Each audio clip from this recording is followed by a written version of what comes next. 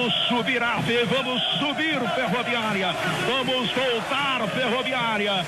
Chora, torcedor, você tem todo o direito de chorar. Depois de 20 anos de humilhação e de sofrimento, chore à vontade, torcedor da Ferroviária. Comemore, comemore. Vamos até 49, temos 48 jogados, vai ser sacramentada a volta. É o retorno do time da Ferroviária, a divisão principal do futebol de São Paulo, de onde jamais deveria ter saído. Segura a bola o time da Ferroviária, são os últimos segundos do jogo, vai acabar,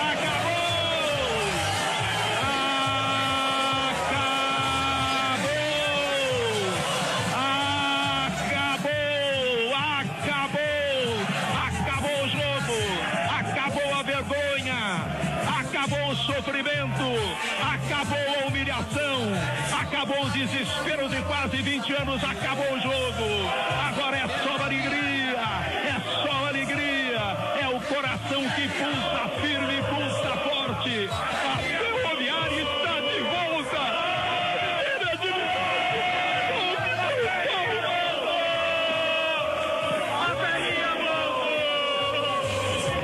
Ok, eu sou jornalista esportivo, locutor esportivo José Roberto Fernandes, da equipe dos Campeões da Bola, formada em 1985 e com 33 anos no ar. Na Rádio Cultura, na Rádio Morada, uma passagem rápida pela Rádio Brasil FM, e agora, mais recentemente, também na TV Cultura Paulista em Araraquara. Nosso início de carreira, eu nasci em Colina, uma cidade próxima a Barretos, ali na região de Barretos. Eu nasci em Colina e foi lá que, de uma certa forma, eu comecei também a minha carreira profissional, né? Depois de estudar e fazer, inclusive, o curso ginasial em Colina, eu acabei optando pelo microfone, por uma carreira que eu queria muito, mas tinha quase que a certeza de que eu não poderia alcançar. O início foi, a bem da verdade, no Serviço de Alto-Falantes Continental de Colina. Foi lá que eu aprendi a falar o microfone, ter pelo menos uma base disso, né? Mas foi uma experiência extraordinária para mim, porque o time de futebol da cidade, o Colina Atlético, era uma equipe muito forte, disputava o campeonato amador do estado de São Paulo, tinha bons jogadores. Naquela época, como aqui em Araraquara também, lá em Colina, Barretos, o futebol amador era muito forte e os jogos eram muito bons. E nós tínhamos uma programação esportiva no Serviço de Alto-Falantes de Colina, às terças, quintas e sábados, inclusive com entrevistas de jogadores do Colina Atlético. Isso quando eu fiz o teste para tentar entrar na rádio, em 1962, foi muito importante para mim. Eu já tinha uma certa base, uma base de datilografia, base de redação, enfim, isso me ajudou muito. E quando eu fiz o teste em 1962, com 232 candidatos, o rádio era muito forte naquela época, a gente consegui passar e comecei então no dia 1º de março de 1962, é o primeiro registro em carteira que eu tenho, carteira profissional. Foi aí que eu comecei a minha carreira no rádio, lá na PRJ8 em Barretos, uma das principais e primeiras e tradicionais emissoras do interior do estado de São Paulo. É o prefixo PR, que o prefixo é muito famoso em Araraquara, por exemplo, com a PRD4, a Rádio Cultura. Lá em Barretos era PRJ8, como havia Franca com a Rádio Hertz, como havia em Sorocaba com a Rádio Clube, como havia em Jaú com a Rádio Jauense, enfim, eram prefixos famosos, e foi assim que eu comecei a minha carreira no rádio em 1962. Olha, a gente quando começa sempre tem alguém, eu não diria como um modelo, como um espelho total, mas principalmente naquela época, né, na década de 60, que o rádio era muito forte, muito mais forte naquela época do que a televisão hoje, guardada aí essa diferença de espaço, de tempo, né? O rádio era um veículo fantástico, era muito difícil entrar em rádio naquela época, né? E o rádio esportivo, principalmente, era fantástico aqui em São Paulo. Não só em São Paulo, em Belo Horizonte, no Rio de Janeiro, grandes locutores cariocas, mas para nós de São Paulo, o que valia realmente era o rádio esportivo Bandeirantes, vamos assim dizer, o rádio de São Paulo. E grandes nomes, né? Nomes extraordinários da época: Pedro Luiz, Fiore Gilhote, Edson Leite, Geraldo José de Almeida, Braga Júnior, Darcy Reis, Enio Rodrigues, aqui de de Araraquara, o grande Enio Rodrigues, né? E aquela leva fantástica de extraordinários locutores. A Rádio Bandeirantes era uma rádio sensacional. Até hoje eu fico emocionado quando eu ouço aquele prefixo, né, fantástico, aquela música linda que era o tema das grandes jornadas esportivas da Rádio Bandeirantes. Mas não era só a Bandeirantes, não. A Pan-Americana, hoje Jovem Pan, né, as rádios de São Paulo eram fantásticas, a Super Rádio Tupi. E a gente tinha, né, os nossos preferidos. Eu, por exemplo, sempre fui um fã incondicional de Pedro Luiz Pauliello. E recentemente tive a oportunidade de ouvir novamente histórias do Pedro e fiquei profundamente emocionado. Para mim, o rádio esportivo tem dois marcos extraordinários, né? Primeiro, Pedro Luiz, extraordinário, fantástico. E depois, Osmar Santos. São dois divisores de água na história do rádio esportivo de São Paulo. E eu tinha sempre, até porque assisti muitas palestras do Pedro Luiz em Barretos, em outras cidades, ele era uma figura fantástica. Então, se eu posso falar assim de alguém, eu não diria que me espelhei, mas que de alguma forma me serviu para me encaminhar no início da minha carreira, foi Pedro Luiz, um nome extraordinário do rádio. Bem, eu tenho certeza, não sei se você me perguntar quantos gols eu narrei, sinceramente, eu não sei. Os amigos aqui do Museu do Futebol de Araraquara continuam tentando fazer um levantamento aí, para se aproximar pelo menos do número de gols que eu narrei aqui em Araraquara. É um trabalho maluco, né? Mas o Gustavo está cuidando disso, de repente a gente pode até chegar a alguma conclusão. E nessa história toda aí foram gols, né? Gols muito, muito bonitos, né? Eu me lembro, por exemplo, de 1983, quando a Ferroviária brilhou na Taça de Ouro, se despediu vencendo o Grêmio de Porto Alegre, lá no Olímpico, em Porto Alegre, por 3-1, e o gol do Douglas Onça foi simplesmente antológico, né? Pegou a bola no meio do campo, driblou não sei quantos do Grêmio e fez o gol. Um gol maravilhoso do menino de Ouro da Vila e que passou para a história. E tem gols tristes também, quando a Ferroviária foi rebaixada, né? Rebaixamentos aí para a Série A2, para a Série A3 e até para a 4ª divisão, a B1, né? A Bzinha aí do futebol de São Paulo, que foi muito triste. Mas eu poderia dizer, né, que era uma missão que eu, de qualquer forma, arrebanhei para mim. Um gol que recentemente me marcou e vai ficar na minha história e na própria história da Ferroviária, foi agora recentemente em 2015, quando a Ferroviária voltou depois de uma bela campanha, né, uma campanha fantástica, a melhor campanha da A2 até hoje. A Ferroviária voltou para a divisão principal e venceu aquele jogo lá em Guaratinguetá por 1-0, com aquele gol do Thiago Adam cobrando pênalti, a bola furou a rede, aquela coisa toda. Foi muita emoção, eu chorei, confesso que chorei. Aquele gol para mim vai ser um gol que terá sempre um lugar especial na minha carreira profissional. Você tocou aí num assunto agora importante e ao mesmo tempo preocupante, né? O futuro do rádio já é preocupante por natureza. Agora, o futuro do rádio esportivo é muito mais preocupante ainda, né? Hoje, acompanhando a Ferroviária, a gente vai a vários estádios, né? E onde a gente se encontrava com tantos amigos, né? Aquela confusão generalizada nas cabines, todo mundo falando, todo mundo gritando, todo mundo se abraçando, enfim, trocando ideias, sugestões. Isso a gente não vê mais. Nada, absolutamente nada. Eu passei por isso recentemente em Piracicaba, onde ainda há rádios que transmitem, né? Limeira e várias outras cidades, olhando aquelas cabines, 10, 15 cabines totalmente vazias, né?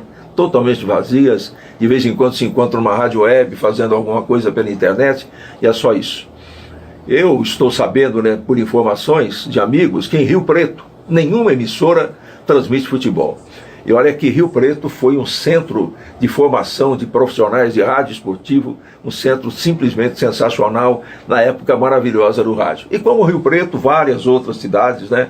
O rádio esportivo perdendo espaço, porque as rádios não querem bancar os custos que são muito altos, né? É muito mais fácil ganhar dinheiro arrendando horário para a igreja, negociando com político, enfim, fazendo qualquer outra coisa, e muito menos manter uma equipe esportiva que custa muito caro. Custa caro com linha, custa caro com equipamento, com o profissional em si, com as viagens, pedágio, comida, enfim. É um custo altíssimo para se fazer rádio esportivo hoje, principalmente no interior. E com a proliferação das emissoras de rádio, AM, FM, principalmente FM, AM nem tanto, o que acontece? Pulveriza-se também as verbas, né? O dinheiro vai ficando cada vez mais curto, né? É um bolo só para ser dividido por por um número cada vez maior de pessoas interessadas em comer o bolo. No fim, para o esporte sobra muito pouco. E você que acompanha a rádio sabe que, por exemplo, em São Paulo hoje, as grandes emissoras são apenas 4 que fazem futebol em São Paulo. A Transamérica, a Bandeirantes, a Jovem Pan e a Globo. E meia Globo ainda, hein? Meia Globo. O que acontece? A transmissão assistindo pela TV chamado tubo, né? Off-tubo, né? Tá tomando conta de tudo. Ninguém sai mais, ninguém viaja mais. Então, as cabines ficam vazias, né? O locutor faz no estúdio, se economiza, você tem 3, 4 aparelhos de televisão para você transmitir à vontade. E até recentemente, né, ouvindo, né, vários profissionais de rádio conceituadíssimos em São Paulo, José Silvério da Bandeirantes, um exemplo, né, todo mundo dizendo o seguinte, que nada substitui o estádio de futebol. Aquela convivência que você tem com o torcedor, com o time, é outra coisa. Embora no estúdio você tenha a imagem fria da TV e tenha todo o conforto. Todo mundo quer o estádio, mas todo mundo fica no estúdio por quê? Por razões econômicas. Então, passando a régua nessa sua pergunta aí, a resposta é essa. O futuro do rádio é preocupante, o rádio nunca acaba. Jamais vai acabar. Já se falou tanto em fim do rádio e, na verdade, ele não termina. Mas vive momentos muito preocupantes e difíceis. E o rádio esportivo, esse sim, está com a corda no pescoço. A gente percebe isso, os custos são enormes, você vê em rádio demissão constante, até na televisão, quantas equipes já foram desfeitas. Então é muito preocupante o futuro do rádio esportivo e a gente lamenta muito por isso. Aqui em Araraquara, a gente ainda consegue manter essa bandeira, mas eu confesso, e digo isso com a mais absoluta sinceridade, que o passar dos dias não traz para nós nenhuma perspectiva positiva de se manter o que ainda é possível fazer hoje no rádio em Araraquara. Olha, quando a gente fala em tantos problemas, né, em um futuro tão incerto no rádio esportivo, fica difícil a gente passar algum conselho, mas de qualquer forma, o que a gente tem a dizer é o seguinte, é que é tudo muito apaixonante, né? Você se envolve, o rádio ele tem uma magia fantástica, o rádio esportivo principalmente, porque essa espécie de magia existe? Porque o rádio permite a você imaginar, no caso do futebol, que estamos falando de rádio esportivo, imaginar o jogo do jeito que você gostaria de ver na sua cabeça, ouvindo a narração do rádio. Coisa que a televisão não faz, porque a televisão te mostra o jogo, você está vendo o jogo. O rádio não, o rádio você imagina o jogo.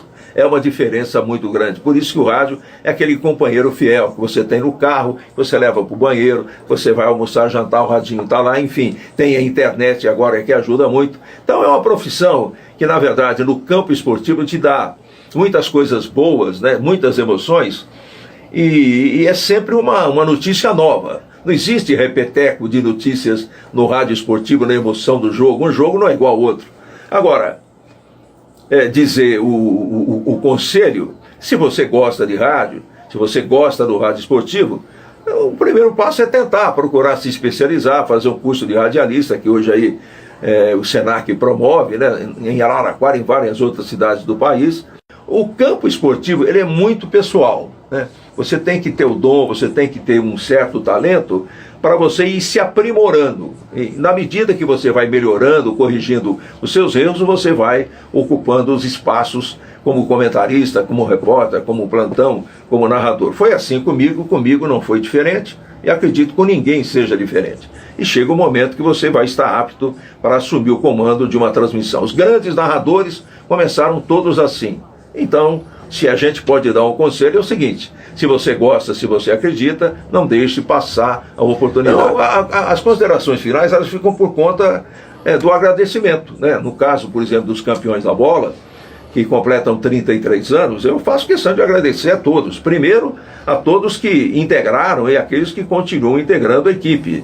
Afinal de contas, é uma história belíssima no rádio, né? No rádio esportivo. Poucas equipes hoje podem dizer que tem uma vida tão longeva como a equipe dos campeões da bola. 33 anos, ela que foi formada em fevereiro de 1985 na Rádio Morada do Sol, e depois a gente veio para a Rádio Cultura, onde estamos já há muito tempo, né?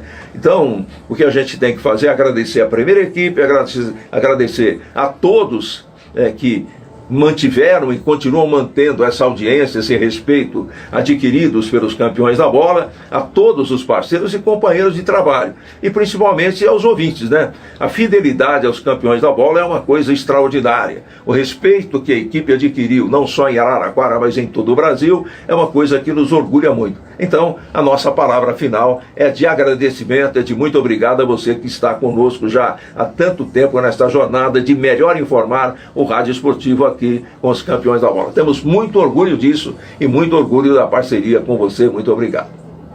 Apaixonados por rádio, música e informação.